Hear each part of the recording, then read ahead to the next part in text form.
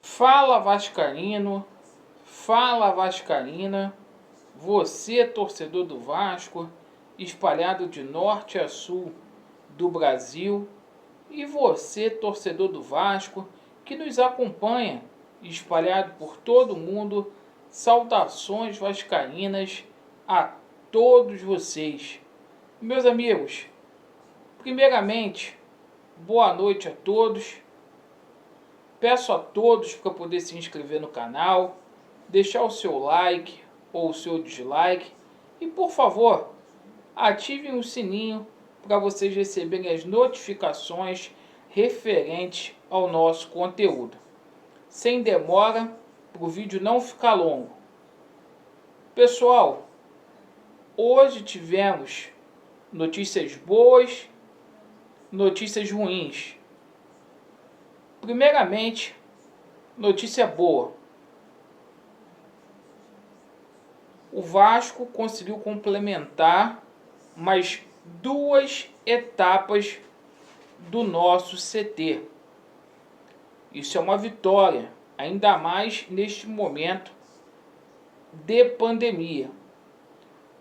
O CT do Vasco da Gama recebeu os postes para iluminação, assim como os muros já foram erguidos. O Vasco tem por meta, no mês de junho, trazer o time profissional para poder já treinar no novo CT. Meus amigos, com relação à capa, muitas notícias aí na internet, mas a verdade é a seguinte: a fabricação das camisas do Vasco está estagnada. O diretor da capa, há uma semana atrás, deu esta notícia. Está estagnada devido à paralisação aí, devido ao Covid-19. Então a gente vai ter que esperar mais um pouco para a gente poder ver as novas camisas do Vasco da Gama.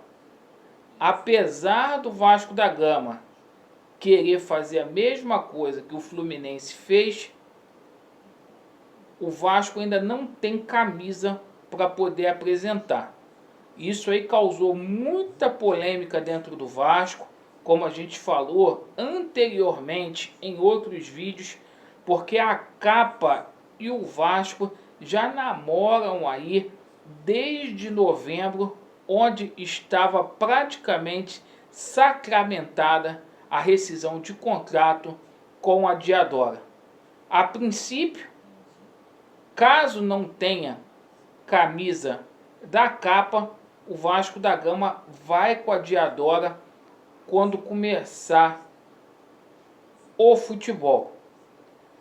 Tivemos uma notícia hoje que a gente precisa esclarecer, porque muitas vezes é dito de forma errada na internet, referente ao Bruno Paulista. Hoje, o Vasco não foi condenado.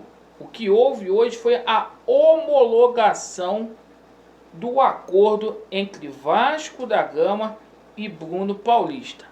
A condenação, ela ocorreu no dia 15 de setembro de 2019.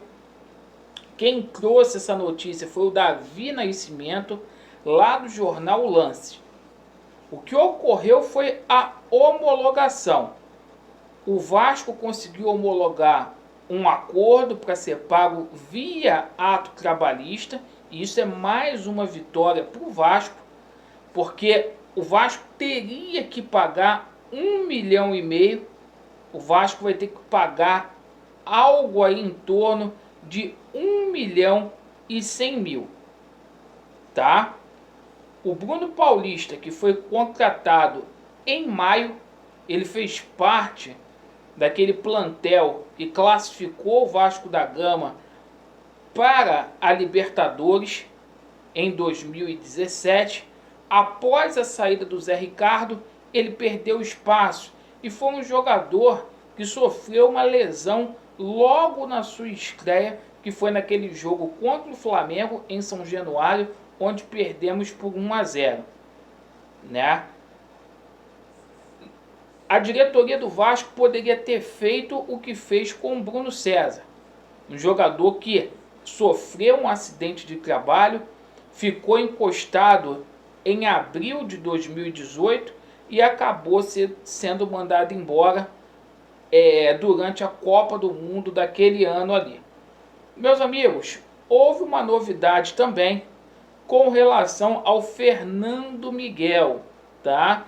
No vídeo, na parte da tarde, a gente trouxe aqui que o Fernando Miguel tem uma vontade muito grande de continuar no Vasco, e o jornalista, o Lucas Pedrosa, manifestou hoje o interesse do Vasco da Gama de contar em propor uma renovação de contrato com o Fernando Miguel. O Fernando Miguel tem o seu contrato se encerrando até o dia 31 de dezembro, já poderá fazer um pré-contrato já no mês de julho, mas segundo o jornalista Lucas Pedrosa, há grande possibilidade sim do Fernando Miguel continuar no Vasco. E a diretoria do Vasco da Gama também vê aí várias renovações de contrato, do Ricardo Graça também. O Vasco conversa para renovar o mais rápido possível com esse atleta. Tem jogadores aí das divisões de base aí, como o Lineker, que também está com seu contrato se encerrando em junho, e o Vasco vai ter que dar um jeito nisso aí. É até contraditório falar de renovação de contrato no momento que o Vasco demite vários funcionários aí. Mas como é uma bagunça sem fim, alguns contratos, por exemplo, do Ricardo Graça, passou até do momento da hora de serem renovados com o Vasco da Gama.